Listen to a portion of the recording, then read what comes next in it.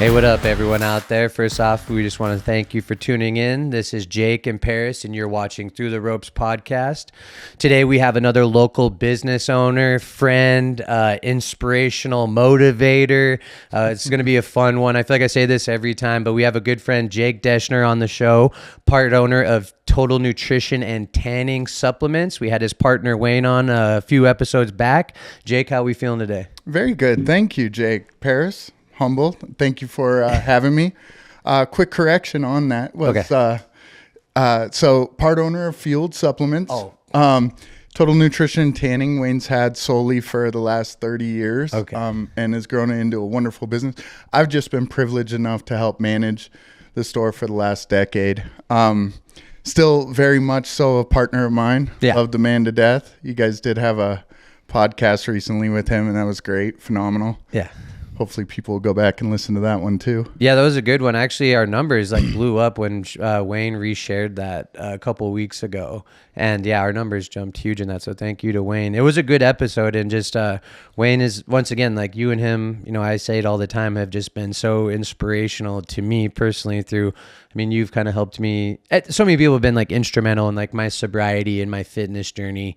And I put you up there as one of the top, you and Wayne is some of the top people who've helped me in my story and my journey the last 7 years. So, man, that means a lot, and I think it's people like yourself that we really jive with, because you come in just so seeking growth and so interested in personal growth and how I can do it and whatever I got to do and the willingness and so it's I attract to that kind of attitude, and it's anything I can do to help, man, you just tell me and I'm there for you. It's nothing, kind of gives me goosebumps just thinking about it. Nothing makes me happier than when someone's trying to make some type of personal growth or life-changing event, for themselves. So, yeah. Well, and it's just honestly for me, and I feel like a lot of people out there, it's fun to share in your victories. Obviously it's on me what I end up doing as far as my sobriety and my fitness stuff, but it's just the help that you receive along the way makes it more fun to kind of share those things with it. So, right. Yeah. So let's back up a little bit, Jake. Yeah. Where are you from? Tell us a little bit about yourself. Tell us about Jake Deshner a little bit. All right, Jake. So who am I? This is starting off with the hardest question. First, I guess I am a son of God, a friend of Bill.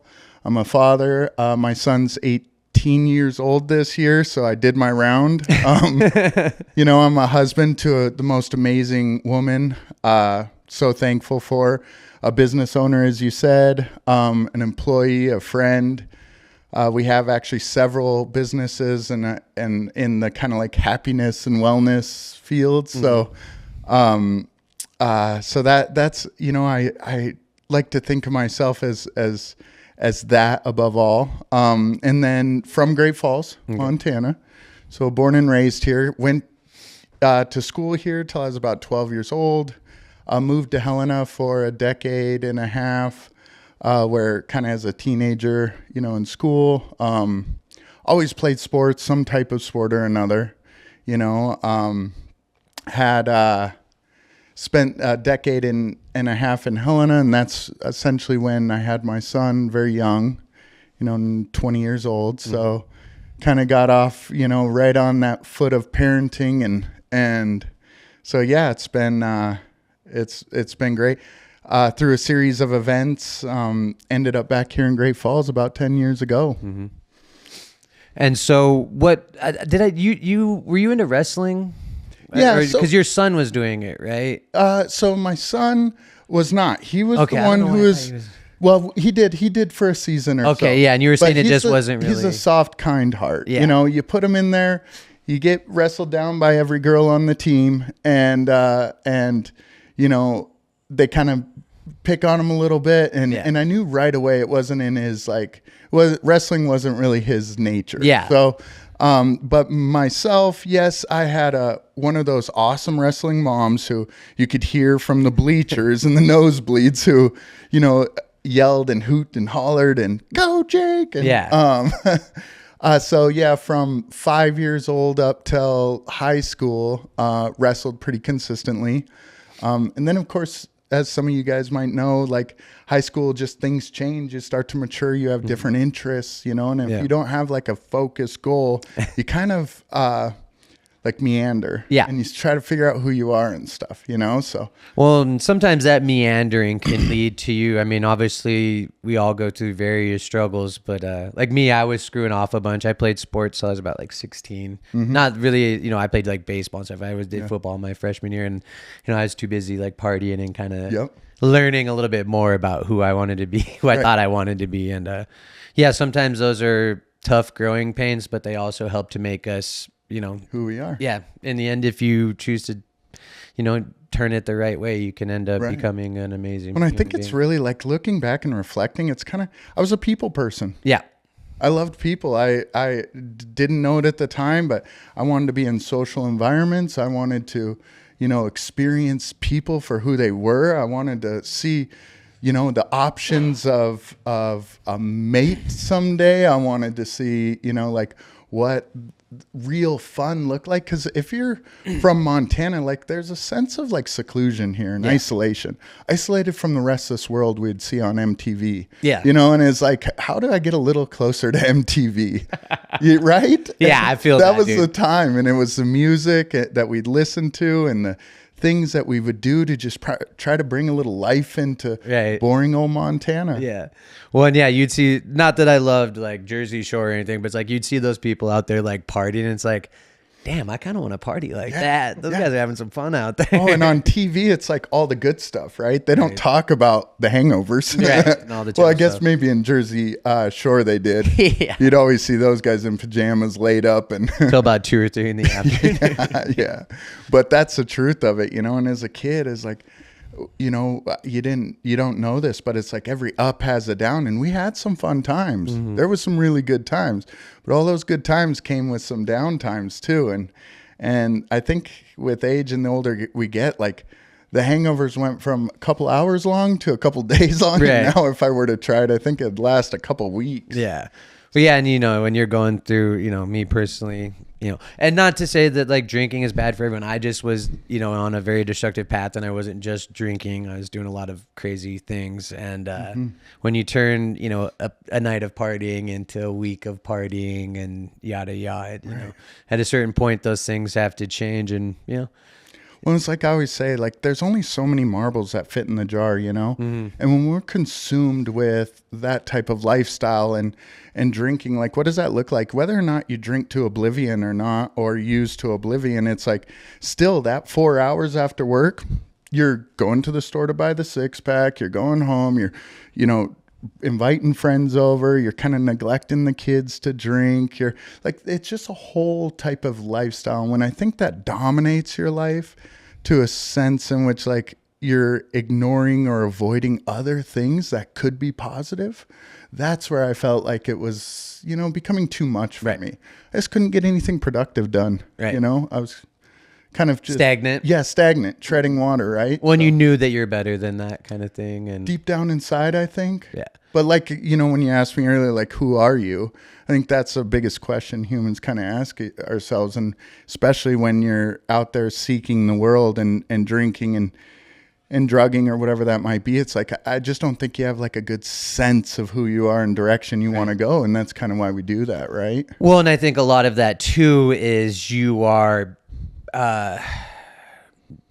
who you are, but you're living for that thing. Right. So you're not really like being who you are. I guess. Right. Well, and I guess that drugs and alcohol kind of become your identity. They can. Yeah. I'm not saying your everyone identity, is. your priority. But yeah. Well, and like for me, you know, I had watched my sister go through what she did and eventually passed away. And like for me, I just knew, like there was so many days, you know, when you're just sitting in the shower, letting the water run over you, and it just like was like, fuck, man. Like I know I'm better. You know, I was unhappy with how I was living, like how I looked physically, and just knew that I should be living my life a different way. Like, you know, I watched not just her, but a lot of young children go through terrible stuff, and then, you know, ultimately they didn't make it. And it's just like, fuck, man. Like, what am I doing? You know, and you know, and I don't think we should ever regret the past or just to shut the door on it. Right? It's like iron forged in fire, you know. It's like we need these difficult things. We need to witness these hard times and these challenges and these people in our lives who suffered and ourselves who suffered, to have a purpose to grow from it. I mean, take these exact scenario that you were just speaking of, and those hard times and those things you witnessed, and now you're raising money for schools and parks, and like, you know, just talking just before we started recording here on how you could raise money for the next, you know, good candidate, and that stuff, man, that just inspires me, because it's like, would you be that awesome if you didn't have the pain in your life? Yeah. Well, and I don't necessarily regret it. I'm very thankful. I mean, you know, obviously it sucked having to watch my sister go through that, but I feel like seeing that humanized me on a level that a lot of people don't. I just like I've talked on the show before. It just is like so many random just strangers reached out and helped my family out in an intense time of need. And that's what's given me such a like deep sense of community and just wanting to help. And it just, at the end of the day, like I went and did my thing for a while, but I didn't forget those things. Right. And that chunk of my life as a child just really, well, you know, my sister was like so brave and so strong, and just, you know, I get to go on forever about her, but it's kind of weird to think that like a 10-year-old girl like shaped me into being a man. Like I said, I had to go through some intense growing pains to get here. And I'm not even saying that, you know, there's plenty of things that I can clean up, but yeah, it's just crazy to think at that time that it could just, you know, something could shape me in the way that it did. And I'm thankful for it. And even the bad times when I was in high school screwing off, and even into my 20s and stuff, like even, you know, I've talked about like my third DUI, like I am so thankful that I got that. Like that time in my life, literally I'd never been pushed closer to the edge of just falling into the abyss. But luckily I had some safety nets, and just people that cared, even though I had, you know, done some bad things like to my parents and some of my friends, and, you know, nothing super intense. I mean, they just weren't great. I wasn't being a good human being, and people were still willing to stick their neck out and help me. And that's kind of, you know, and I was always like, everyone's always like, oh, you know, you were a good person. It's like, yeah, but like behind this, you were seeing like parts of me, you know, there were people around me that were seeing everything, you know what I mean? And, so yeah, just to be able to have people that cared. And then I, you know, started working out. Jeff Gardepee got me my first 2 months in the gym. That's when I was first quitting drinking. I was struggling really hard. And then that's like when I was introduced. I mean, I'd known Wayne for a long time, but not like on this level. And then I was introduced to you, and it was just like, you know, you and I have shared a lot of stories together, and and it just, I don't know, it all just kind of clicked at once. You know, obviously my niece and nephews were a huge like instrumental thing of wanting to clean, and I had my god kids, and it just, I was like, man, there's too many people that may be in my position someday that will need help, you know, and I just want to be able to like be there on like a real and that's level. A blessing, you know, that's a full circle. It's like God placed me in the position that I am today to do exactly that, to be in a place to help people who might be like, you know, turning over a new leaf, changing something about themselves, and whether or not that's eating cleaner. You know, these are all very hard things for humans to do. Quitting drinking or drug use, like exercising when they've spent a whole lifetime never exercising. Like, these are all super difficult challenges. These are pivotal moments in someone's life, you know, and I was blessed and fortunate enough to be put in an exact position where I can help people do exactly that, and like find their true selves, and help like, I don't know, mentally get through that barrier of, you know, and be that supportive voice who's like, dude, you're killing it. Yeah. Fucking let's go. Excuse my language. Let's see those guns, bro. You are looking good. Yeah. You know, let's keep pushing. Be strong. I'm here for you. Come in next week. Let's do an in-body. Let's see what it looks like. Like something to look forward to, somewhere to show up and be. And that's all I'd be hoped to be. And, you know, it's like part of your story there. And my heart goes out for you. My dad actually passed away from a drug overdose when I was 27, 28. My son was only 5 years old, barely got to know him, you know, but he was at a point in drug use where he was only coming around asking for stuff. You know, it's like, you'd see his phone, his name pop up on the phone. You're like debating if you wanted to answer it or not. And that's your own family, you know? And I never judged him. I loved him. He's my dad. And I'll always love anyone who's going through a hard time, because sometimes I realize it's not like within their character yet. They haven't reached enough pain to be more painful than the fear to change. So he was just in so much pain and anguish, and he was just so tied up, and he didn't know how to change, Right. you know? And so I was always having a hard time answering. And then one day, it was kind of funny. I was writing a letter to him, and I was like, Dad, love you. Can't wait for you to meet your grandson and get more time together. I'm sorry I've been distant lately. Look forward to getting back together with you and have you in our lives. And I went out and put the letter in the mailbox and came back inside, and I got a phone call that he was gone. Oh my God. Is in that moment. So that was a big kind of wake up call for me, and how like fragile life is, and how close you can get to those ends in that pain. And if you don't choose to change, well, life gets intervened. Yeah. You know? And so that was, I think, the first starting point for me, whereas like, well, my next challenge was how to make my life better. And then after that, it was, okay, now how can I help others? Yeah. You know, because we all, just like you, full circle. You're a people person, high school. You loved being out and socializing and being with people, and went through kind of your rocky spots. Came out the other end a different human, and full circle, you're out there helping. You're still a people person. You're doing these kind of things and podcasts and all over social media as an inspiration to others, and good conversations. And everyone I talk to has nothing but amazing things to say about you. I appreciate that. And so like, that's why I never negate those struggles and those things that we beat ourselves up over, those poor decisions, those people we hurt. I do think we should have like some empathy for those and obviously care about that. But also, I couldn't trade it for the world. Yeah. Because now the man that you are is undoubtedly phenomenal.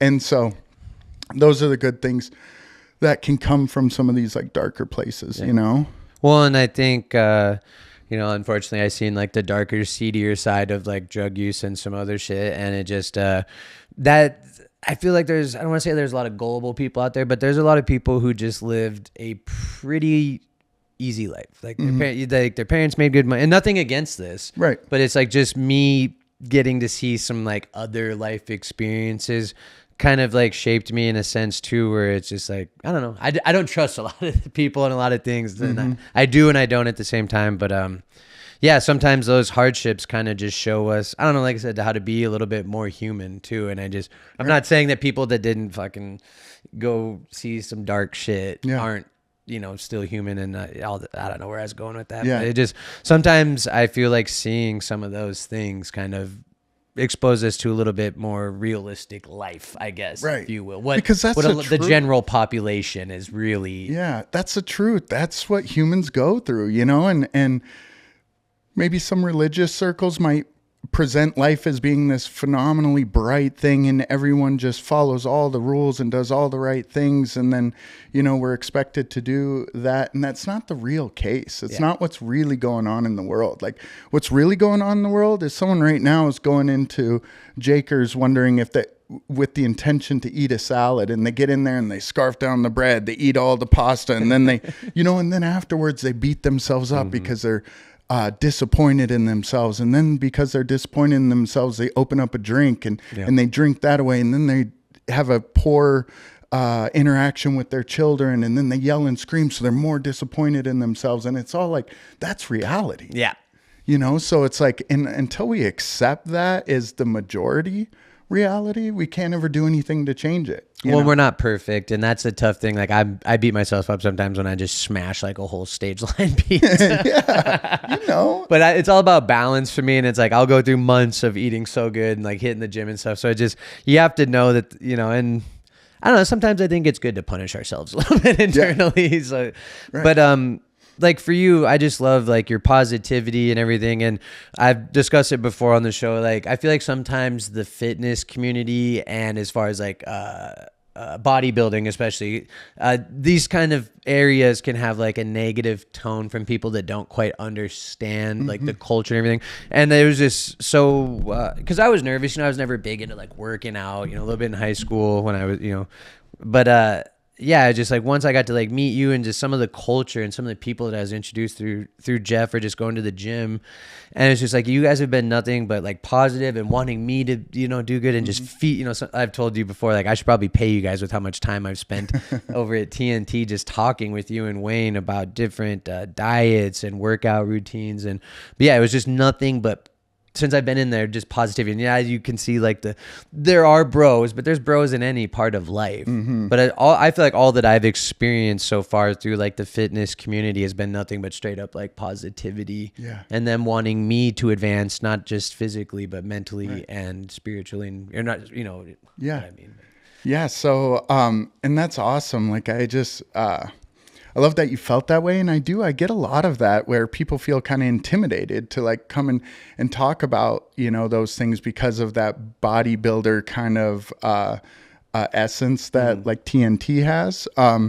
But no, it's very much more lifestyle stuff that we like to present there. It's like, being a better human, eating better, and whether or not you're there to spend money or not. It's like, we're there to talk about, personal growth or dietary growth or fitness growth. And, but the bodybuilder industry too I think has its like purpose, right? I mean, it's like that adult sport other than golf that people can go out, give their heart to, and have a pretty good chance of doing well in the sport, you know? And people, we got to think and look at the purpose behind that and what inspires someone to work so hard for 12 to 16 weeks and spend thousands of dollars to go out and show off on a stage for, a minute and 30 seconds. And it's like, it's that discipline. That's what we're all really seeking. It's the sticking to something for 16 weeks because you said you were going to do it. Yeah. And you told your friends you were going to do it and you did it. You checked the boxes. Every morning you woke up, you ate the eggs and oatmeal. Then at lunch you had the chicken and rice, and then you went and did your workout, and then you went home and soaked in an ice bath, and then you checked the boxes. And at the end of that 16 weeks, you're like, dang, I'm capable of anything. And I look great.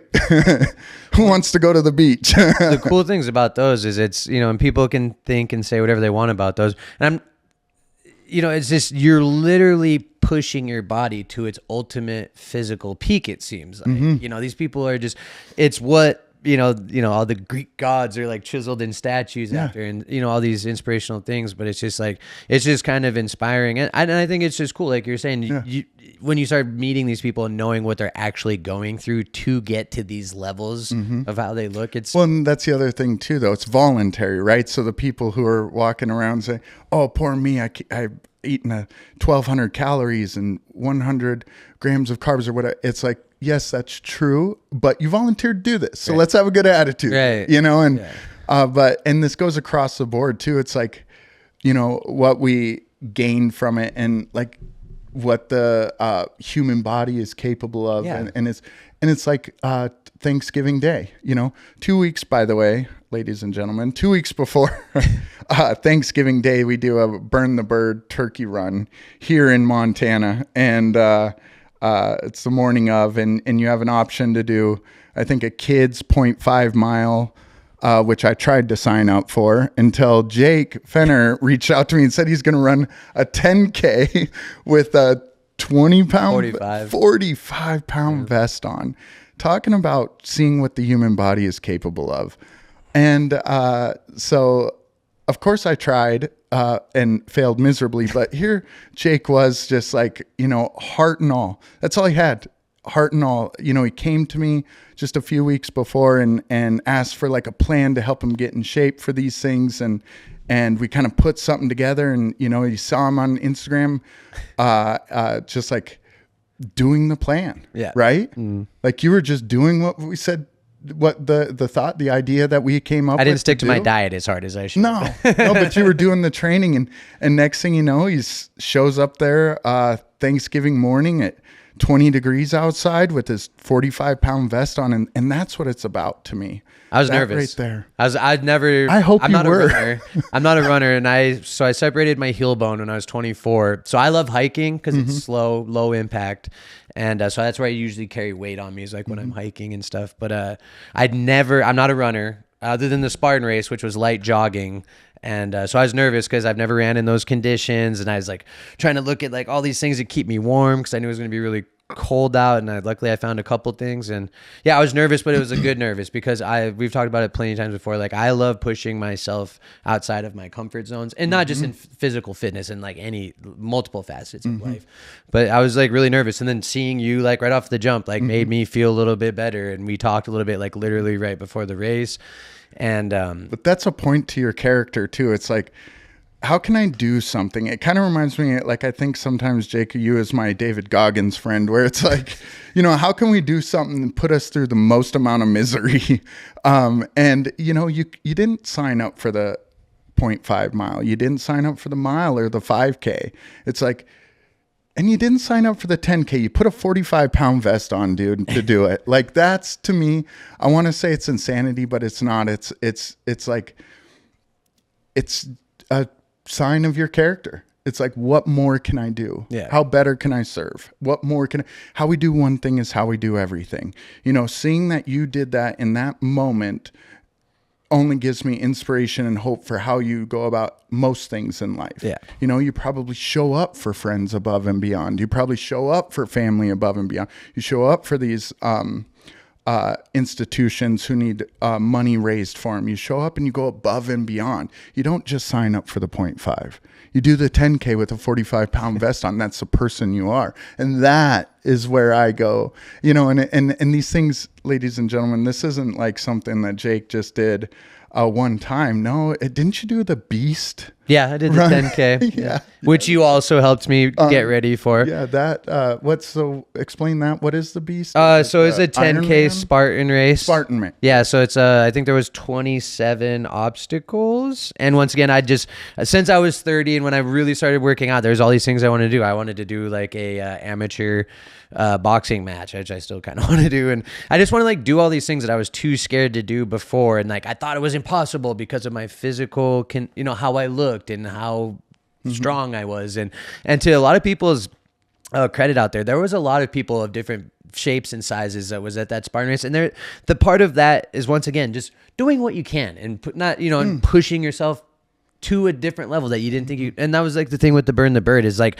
I just want to do things that I think for me, like I started training for that race like 3 weeks before it. And it's just, I'd done a pack test for firefighting where you just try to beat 3 miles in 45 minutes. So it's just like, how quickly can I do this? You know what I mean? And these things seem like they may be impossible because you've never done them. And it's so scary because it's like 27 hardcore obstacles. And I mean, not all of them are hardcore, but just the whole thing is, running around. And but I love that too, because you say that like that's life in general. All these huge, gigantic tasks, this great big wall you have to build. And a lot of people they almost are paralyzed by the fear of the size of the wall they have to build. And I think it was Will Smith said, don't worry about the wall you have to build. Just lay the first brick. Yeah. And lay that brick the best you possibly can. Right. And that's kind of like you, where it's like, we don't have to go in with this like sense of like, okay, I have to win the race. It's like, no, man, I'm just going to set forward on something that seems seemingly difficult that most people won't do.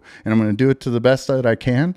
And then at the end of the day, the only thing that can be said is, dang it, you did it. Right. You did it. I did it. You did a darn good job of it. Yeah. I think we were only like 10 or 15 minutes past like what, I guess would be the average time. We ended up finishing in like the top 35% of like our age group.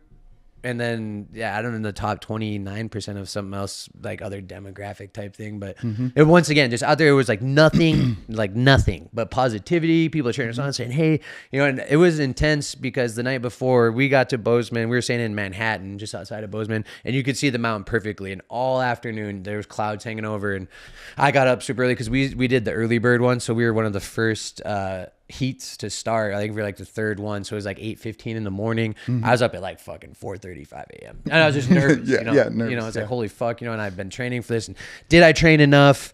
Did I push myself hard enough in the gym where I'm going to be able to do this? You know, have I been eating healthy enough to like where my body's going to be, you know, has the stuff that it needs?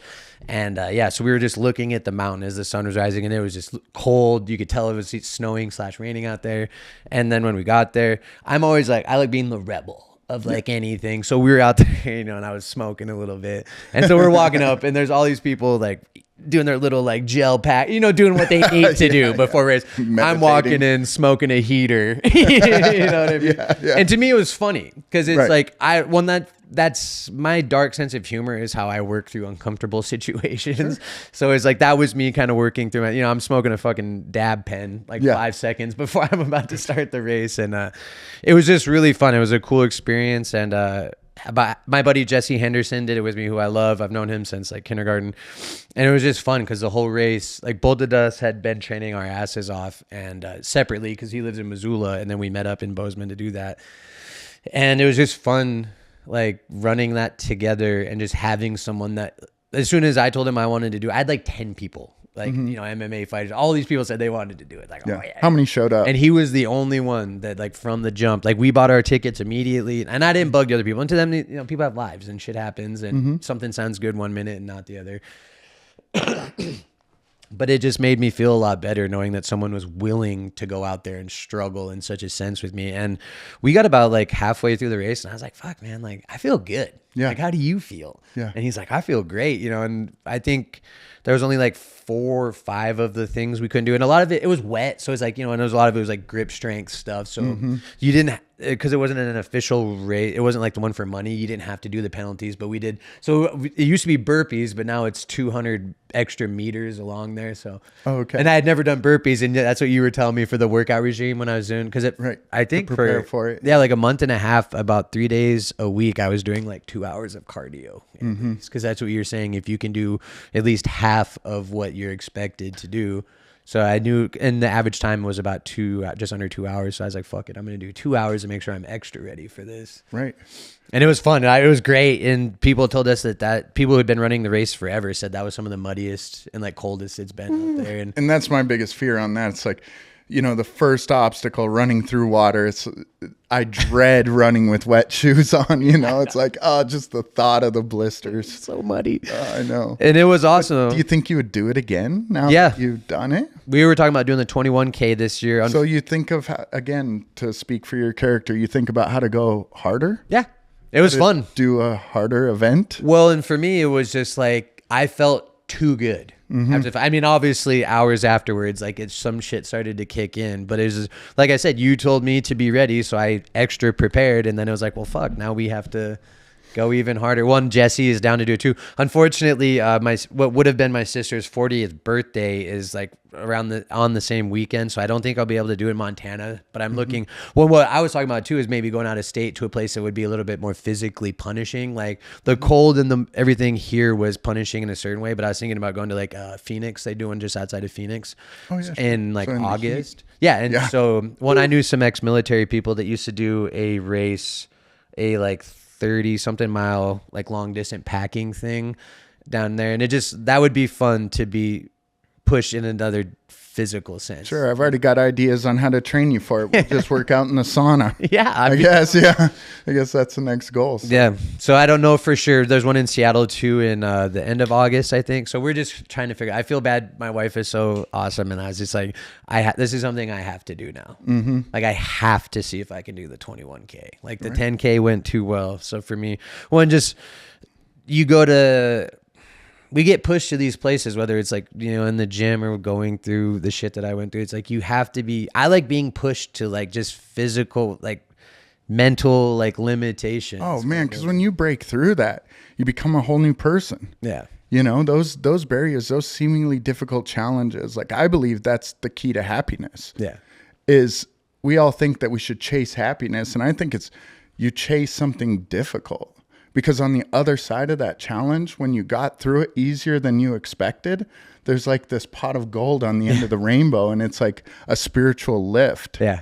and we have more confidence from it. We have more strength from it. We're a better human from it. And it's like, and that's what's driving you, I think, and me as well, you know. And it's like, as soon as I finish a goal, I immediately think of the next thing to do, and whether or not it is a bodybuilding show that costs several thousands of dollars with no reward, and there's nothing you can really truly get out of it. It's like, that's not the purpose. The purpose is doing something seemingly difficult that most of us struggle to see ourselves into, and seeing your way through it. Yeah. And at the end, like learning something about yourself.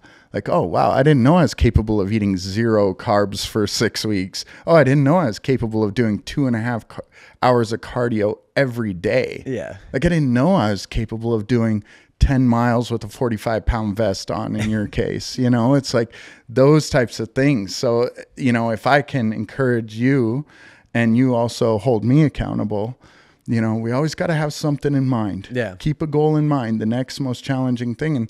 And mine is a little bit more spread out as well now too, because I have an opportunity through a series of businesses, through a series of sobriety cultures and things like that, and wellness and fitness, that there's always something challenging, whether it's education or physically challenging, like in my horizon. And then it gets kind of to a place where it's the hard part is picking and choosing which one gets your attention. Yeah. You know, so like take these races, or in bodybuilding, for example, you know, it's like, can we put our all into that and still show up for our wife? Mm-hmm. Still show up for your husband or your kids, still show up for your job. You know, that's the next challenge, right? So how did you experience that when you were getting ready for these events? Did you find yourself like able to show up in all these different areas in your life? Well, and I mean, I can happily in very many forms, I can be lazy. Like I will like slack on like doing the dishes or cleaning sometimes stuff, but it's like one of the things that makes me happiest is like taking care of my wife and my dog and my friends and my family. And it just, cause I slacked on that for a long time and now I'm back. And so for me, it's just, well, and just, I had like one serious relationship when I was 19. I didn't date anyone until I met Libby. And we hung out for almost a year just as friends, because she had gone through some stuff. And it just, when we first started dating and like the first year, everyone's like, oh, you know, the things that I talk about, it's like, oh, that's the honeymoon phase. That's a honeymoon phase. That'll go away. And I love that feeling and of wanting to take care of her has never gone away. It's only intensified. You know what I mean? And so, yeah, I don't know, like for me, don't get me wrong. There's times where I'm like, oh, this kind of sucks.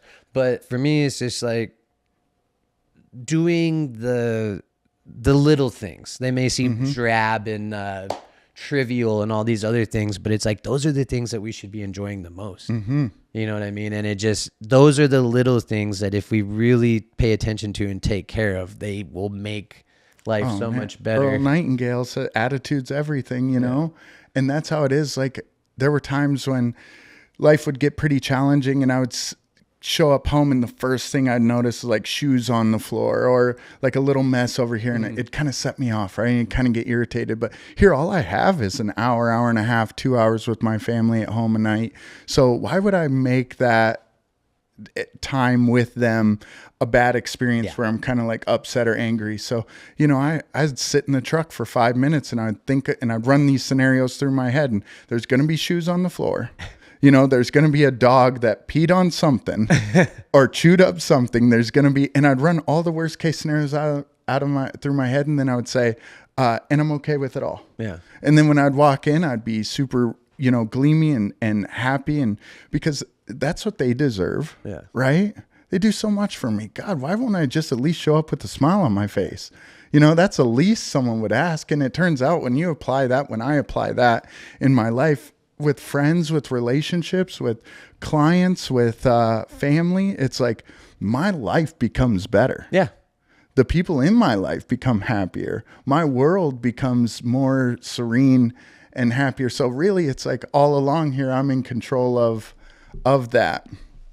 Well, and that's just, it's easy to let those little things kind of drag you down. And I tell Libby and other people, I'm sure I'm super annoying on social media trying to be like Mr. Positive. And don't get me wrong, I get down, but it's just, It's just fun to one like the Spartan race. It's just I'm just like an average dude. So if I can connect with one person who's like, holy shit, that is like 100% how I feel, and it helps shift their mindset a little bit. That's all I really care about. You know what I mean? Right. Paris, when did you kind of, because you're into fitness and stuff, when did you have the moment where you're like, I want to make a change? Or were you always kind of into the gym and stuff? Or when did you decide, I want to make this change? I want to, you know, better myself a little bit. When did that happen for you? So I was in college. I think it was my junior or sophomore year, something like that. I was just like partying all the time and drinking and stuff. And then I got put on academic probation. So basically they were going to kick me out of the university because I wasn't doing good. And then I remember my mom being really disappointed in me and just thinking, I was like, I don't want to feel this anymore. Like, I don't want to feel just like I'm a loser, basically. Yeah. So that was really kind of the moment where I started like going to the gym, and then Carl was like the one who really helped me with all that.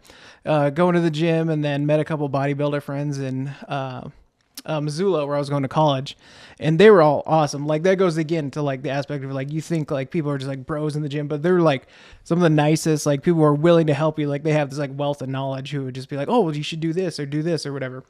And so I just started working out. At my heaviest, I was like 250 pounds, and I'm only 5'6", so that's you hold that like all right here. And so I started working out. I found jujitsu, started doing that. Martial arts really helped a lot. Doing kickboxing, and did way better in school. I graduated with honors. And just totally like really turned stuff around, just because I was like, I'm done being a loser. It's really Paris, what I wanted to feel. They like, a lot of people will sometimes say that like, oh, they don't have time to work out and do these things, and they're so busy. And like, in your experience, when you started doing that, because you're a busy man, like with your career, you're very highly sought after, you were going to school at the time. Did you see that like in retrospect that your life got better because of it? Oh yeah. When you were training? Yeah. Oh yeah. My life, and like really what working out and like doing martial arts and stuff like that does for me, like, yeah, like helps me physically. I like to be strong, you know, like look better and whatnot, but it's the mental aspect that really is like the main thing for working out that really helps me. Like, I feel much more at ease. I don't have as much anxiety. And because you're getting all that energy out. You have like all this extra energy, and then like instead of like going to the gym, you just like go out and party that night or whatever, and then the next day you have even worse anxiety about the things that you should be doing or you need to do or whatever. And time management, like going to the gym actually really helped me with time management, because I would like really just kind of do it. I was procrastinate a lot. And so with that, I'm like, oh, well, I need to go to the gym. And then I got jujitsu at 5, and I got classes from here to here. So I was like, okay, I'll wake up at 4 a.m, get ready, drink my protein shakes and pre-workout, go to the gym, go to my class, go to classes all day, go to jujitsu, and then like schedule time for myself to like do homework and whatnot. And then also like schedule time to like hang out with friends. Cause like, especially now with my business being like decently successful and being pretty busy all the time. Like, that's very modest. Decently successful. And like just that time management of like figuring out of when I need to go to the gym, how long I need to be there, and then classes and whatnot. Like, that time management really helped me, which I think a lot of people don't focus on, is time management. Like, like you said, like, oh, okay, I only have 2 hours to hang out with my family. I'm going to maximize that amount of time by being present with them the whole time, not being on the phone, not doing this, not being hungover and like wanting to sit there and just like veg out, like actually like engaging with them and whatnot. And then especially just having a kid too, I feel like this is like leveling up in time management, because like now I really got to like, when I need to get something done, I've got to get it done. Yeah. And I think the gym for me is just like very mental and helps me mentally. For years, I remember seeing it, and this must have been right about the time, maybe a little after you were done at university, like Access Fitness here. And I think it was about the time you met your wife, right? When did you meet your wife? Because I was seeing you guys in there all the time too. Yeah, I met her in 2017. So the summer of that, I came back here in 2016, and switch it over me. And I was going to move to Los Angeles to go work in the film industry.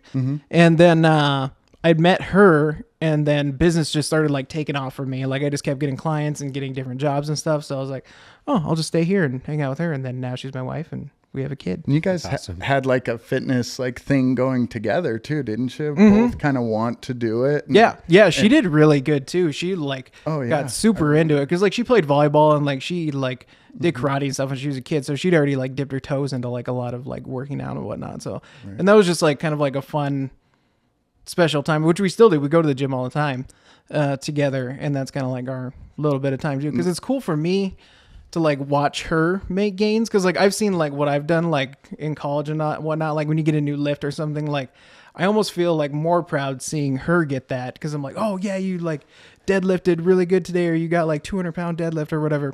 And yeah, it was like exciting for me to see that in her also. cheer for someone else. Yeah, and that'll be really cool to see my daughter do that as well, because Right. I'll definitely get her into all Gosh. that. And you know, the best we can do is like lead by example for our kids, you know, and just and show up and they see how we manage time and how we can manage a successful career, you know, time with each other, time in the gym, you know, and all these different travel, church, if that's your, and you know, so I think that's awesome and important. Of course, she's going to grow up to be awesome like that with parents like you guys. So, yeah, no, and that's the same thing with me and Lauren. Like we do a lot of the training stuff together as well. We do our separate things, but I feel like that's kind of our time together. A little bit better than watching Netflix as far as quality time together, because it doesn't matter like what we're like going through. If we're pushing our bodies to the, you know, the fight about the spoon in the sink just didn't seem so relevant when I'm deadlifting 450 pounds or something, you know? So, gosh, I don't know how many times we'd get into a little bit of bickering and then let's go to the gym, and halfway through we're apologizing to each other because it all seems kind of irrelevant when you're kind of doing that. When I feel like when we get mad about those type of things, it's something else. Like Right. underlying, it's not really the spoon in the sink. Like we Right. might have, you know, and it's a lot of time it's not even like we're mad at our partner. It's something internally that we're not sure we're still dealing with. I feel like, Yeah. so. And that always brought me joy, like seeing you guys, you know, at Access training together, and even at the peak. And, you know, I'd see you guys training a lot, and I would just look over there and see like a long lasting building relationship. Cause when we do difficult things with our partners, like I think that's, you know, what builds a relationship, like gives it like a spine, you know, gives it that kind of thing. So, yeah, now with a kid, Yeah. Paris, that's going to be hard for the next year or two, huh? No, I've been really enjoying it. It's just like an amazing experience. Like it's just kind of surreal too. Like what I'm holding there, like she'll just be laying right here doing her little baby thing, and it's just so crazy. Like I look down at her, I'm like, we made a human. Yeah. Like it's just like the most surreal experience ever. I don't know. It's amazing. And it's great too. And it's like super exciting too to like think like, oh, I know all these things that like I can teach her. Like I can teach her photography. I can teach her how to play guitar. Like we teach her how to surf. Like my wife and I both surf. And yeah, take her to the gym, take her to jujitsu. Like she can like learn all these things, and then maybe she'll like pick one that she really likes. Yeah. So I think that's really cool too, to like show someone the world of something that you've already You experienced. spent your whole life learning, you Yeah. know? Yeah, that's a blessing for sure. And you know, take my son, for example, like earlier I mentioned that he's not much of like a physical contact sport kind of person. So here I had this assumption that he would be, you know, of course he's going to be, that's what we did, you know? And so, and when I was quickly corrected by his personality and it turns out he's not, you know, the reason I pulled him out of wrestling so fast is because I wasn't blinded by my expectation. I was very much real to what he needed, you know? And so even though I wanted to show him all these things I know, he's nothing like me, except for very kind. Yeah.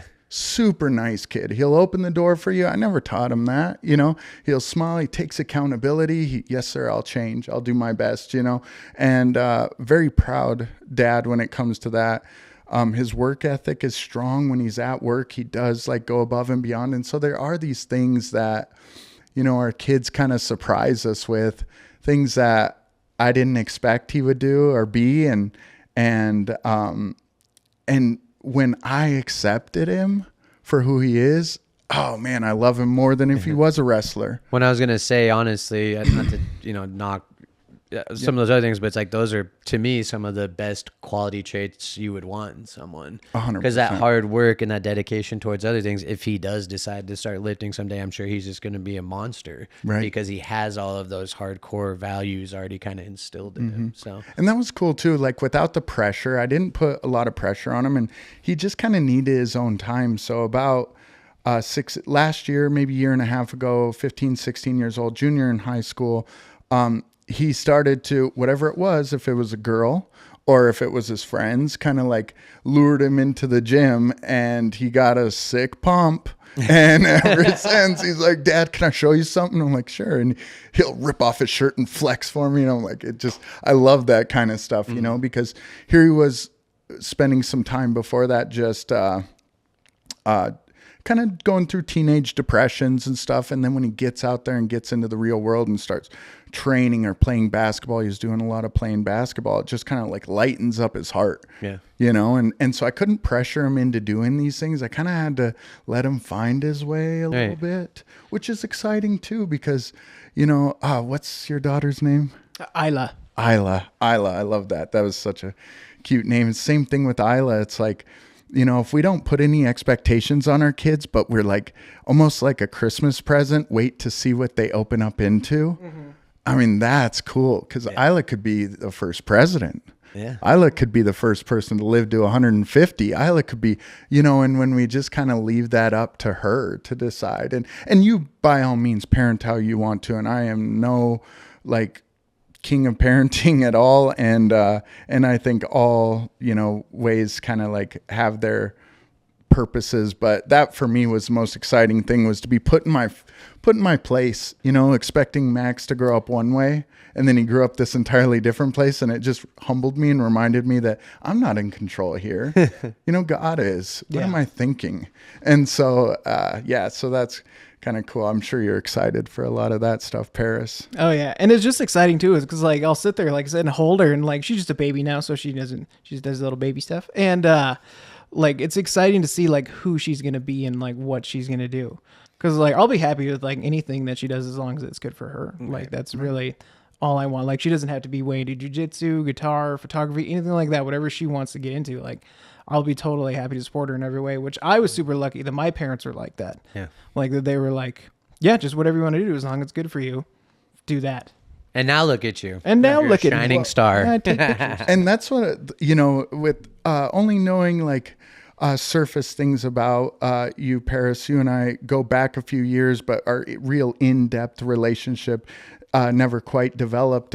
But the one thing I do know and felt all along about you is that you're always pretty well supported. Yeah, right? Absolutely. You must have had great parents, artistic parents. Yeah, both of them very artistic. And hence your creativity.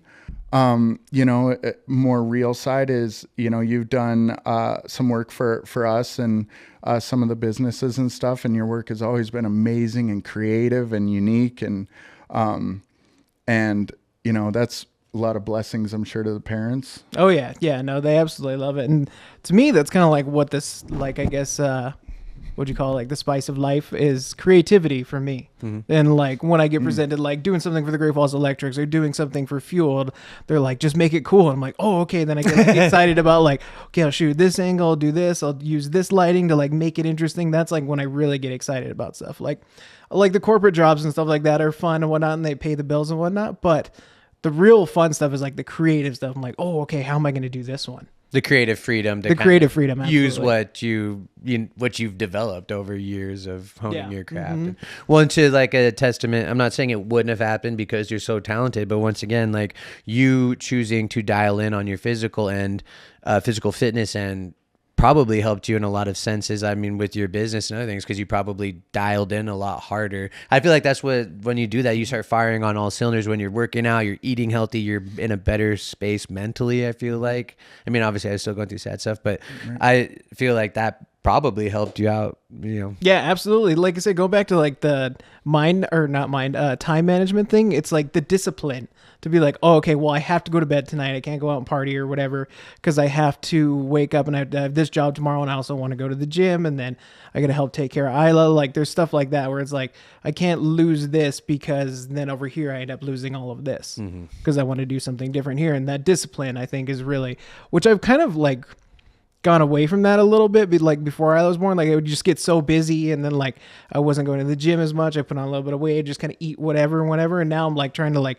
dial back in on like really like, oh, okay, like no, Isla's here. I need to be able to have the energy to be able to help take care of her. I need to be able to have the energy to do my work, and then also want to go to the gym and like actually enjoy it, because that's something I really do enjoy, is like going to the gym. Yeah. Well, every athlete has an off season, so that's cool. Yeah, exactly. And that's all it is, man. It's just these seasons in life, and sometimes you got to rest and recover. Sometimes you have to take that time. Sometimes, there's fight or flight, or there's reproduction. Like you were in a reproduction, build a family state of time and mind, and now it's back to like time to hunt. And that's all like I think very relevant to like, more growth and hitting those new levels and those next steps. And that's kind of why I admire athletes and bodybuilders, because I think the second word that comes to mind to athlete is discipline, and how does that look in life? And, because life does get pretty complex. Before you know it, we are part of a board, a parenting board of some kind, of school board, or helping someone. We're leading a group of individuals. We're giving back, charity, church, relationships, businesses, helping your friend move his couch, like friendships, all these different things. And through discipline and through bodybuilding, we get better at those things and we level up, and whether it be training for the Spartan race or the next 21 miler, or, a new deadlift that you can watch your wife make a new PR on, or for myself, the next bodybuilding challenge that, those are all kind of like relative to just like fitting everything in, fitting all those marbles into the jar, right? So yeah, all good stuff there. And important, again, back to like leading by our friends, because we all came from a place or hung out with a group of people that now look at you and say, wow, like, how did you do all that? How did you build all this business, Paris, and raise a family and think about your fitness and eat a little better and travel to so many beautiful places? Another thing we talked about before we started filming was, all the cool places you've been that probably most of them wouldn't have been, allotted to you without the type of business that you do and your opportunity to travel so often, But we have those people in our lives, Jake, that look up to you, that see your Instagram and your social media and see that like you're training for the next event. And that's all we're here to do. Mm-hmm. Like that's our purpose on this world, I believe, is like how to inspire someone else to make a little bit of improvements on their lives, and that's, that I feel personally blessed to be able to do that, because there was once a time no one wanted my life. I feel that. You know what I mean? There was once a time when someone wasn't admired or inspired at all. So to have that now today, it's like a privilege. And that's what we talk about in some of the programs I'm in is, the promises come true. And when we dial in, we dial down, and we put our, put God first, put our family second, and then, how to help community. And when we do all those things appropriately, like these promises come true. You get to go to Alaska and Cancun. You get to go do these fun events. You get to raise money for people and go to fights all over the world and be a part of a fulfilling group. And so that's all I'm seeking today, man. It's just like my next opportunity to do the next cool thing. Yeah. Hell yeah. Well, if you think about it, I'm not super religious, but if you really think about what the Bible says and all that stuff, it's like that's kind of God in everything that you just explained right there. Right. It's just little hints of him everywhere. Just flowing through. As annoying as I can feel sometimes about all the stuff that I share on social media, I have been blessed that, you know, I've actually had a lot of people reach out to me, whether it's through the physical fitness or the sobriety stuff. And it can be challenging sometimes because I'm an empath to a fault. And so I take on a lot of their struggles and where their mental state is. So that can be hard. But anyone out there that's struggling, just know that I love you and you can always reach out to me. And I've had a lot of you reach out to me, and I'm here for you. I may not always be able to answer the phone and stuff, but I will give you time when and where I have that time. But it's fun. It's nice that, you know, and it's not like, oh, hey, look at me. You guys are, you know, but it's just, the biggest thing, like the physical fitness stuff is cool, but it's like the biggest thing for me is the people that are struggling mentally or that are having a hard time with either addiction or drug use, any type of addiction. And see, I love that you empathize with them and, you know, call Jake to have empathy and he'll make you feel just as important as he feels about himself or his family. And that's what I love about him, and reach out to me too. And I'll point you the right direction. I mean, I literally spent the last decade coming up with solutions. Like we feel this way. Okay. Now what? Yeah. Now let's fucking do something about it, because I couldn't sit there in my sorrow anymore. I couldn't watch my dad do another drug to kill himself. You know, it's like, when is it time that we make a move? When's it time that we do something about it? And that's what, you know, I think, you know, people need to hear. Yeah. Is that accountability, that coaching essence, the okay, like I know I want to change, but what do I do? Yeah. You know, and that's what I'd like to imply myself to just, okay, let's try this next thing. 5 minutes on a treadmill once a day. Let's go. Well, and that's why I like doing like the pushing myself extremely on the physical end, because like the hardest thing for someone trying to sober up is taking that first initial step, because it's like this has been your identity for however long, and that's what the people who reach out to me, that's like the hardest part, you know. And so it's like, I can help you, I can talk to I'm blue in the face, but it's like at a certain point you have to take this. So it's this step. So for me, it's like who knows, maybe I'll jump out of a plane next, but it's like I like doing scary shit to show people like, yes, it's scary, but if we believe in ourselves and believe in what we're capable of, like anything is possible. As we see, there's 3 different people here who maybe some went a little bit down a darker hole than the other, but it's like we all came out better people because we were willing to dial in when we saw that it was time that to mature a little bit, you know. So I love it, and it's tough, and I hate, you know, there's millions of people out there struggling, not just people that I know, but I feel blessed that I went through some extremely terrible times, because now,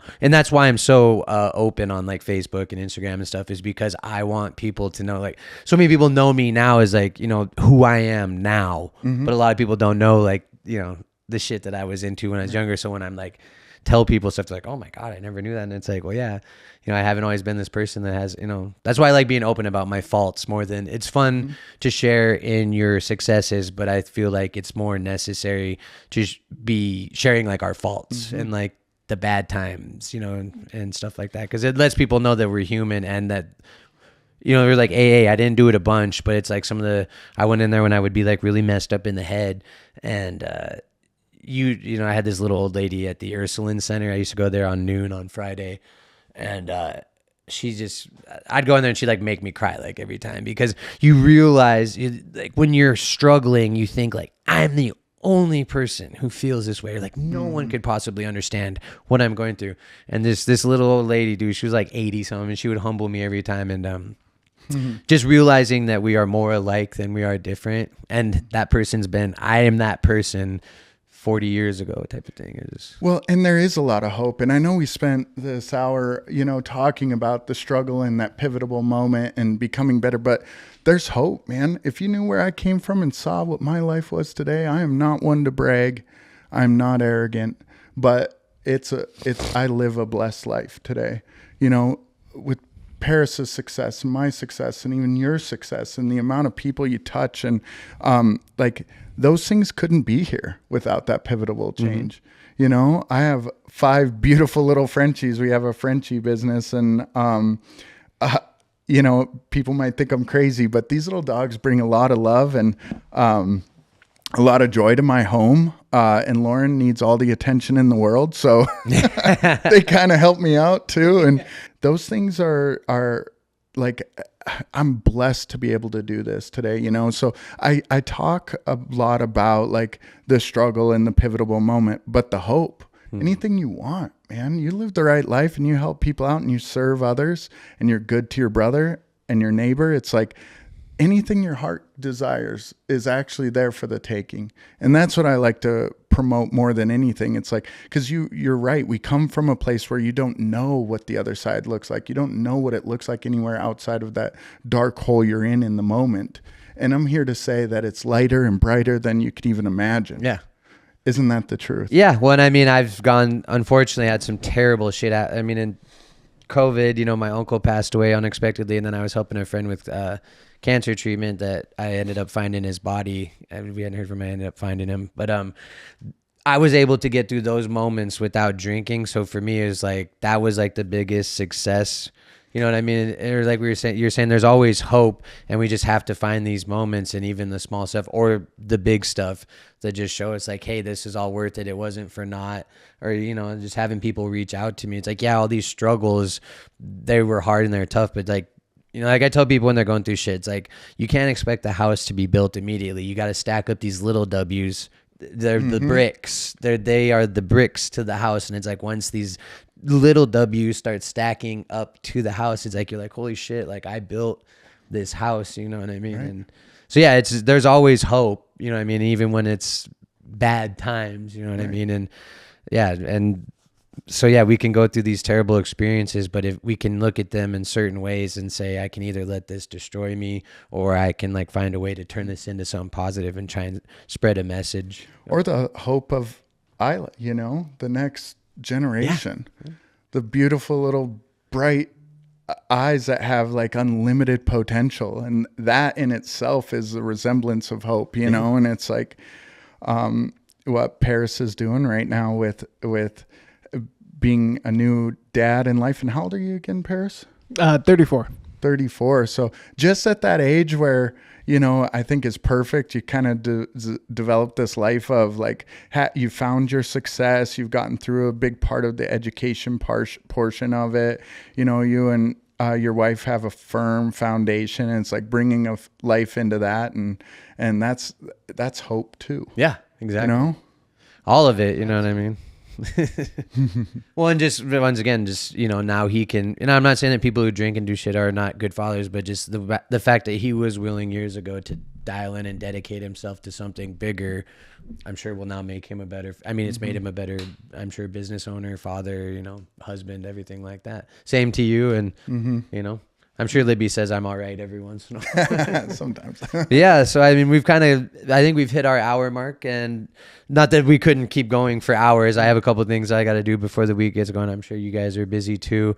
We got to have you on again, because I feel like we barely talked about TNT and all that stuff in your Frenchie business. And I would love to talk to you more about like your bodybuilding stuff and the people that you help train. Talk more about the training regime that you built for me, and just I want to have you in again and talk more about your physical. Love to. I knew we kind of wanted, you and I had discussed, we wanted to talk a little bit more about what we discussed today. So it'd be fun to have you on again and discuss now more your physical fitness stuff and your businesses and stuff like that. So cool. We'd love to have you on again. Jake, you know, I love you. You're such an inspiration. And I know a lot of people, I mean, Drew, I know a shitload of people who you've helped out, not just in the physical end, but also just being a friend to people. So I appreciate you. And I know a lot of people that appreciate you and Wayne as well. So thank you guys. I'm honored, Paris. Yeah, absolutely. Yeah. Both you and Wayne have like helped me out a lot in my fitness journey as well. So appreciate it a lot. Yeah.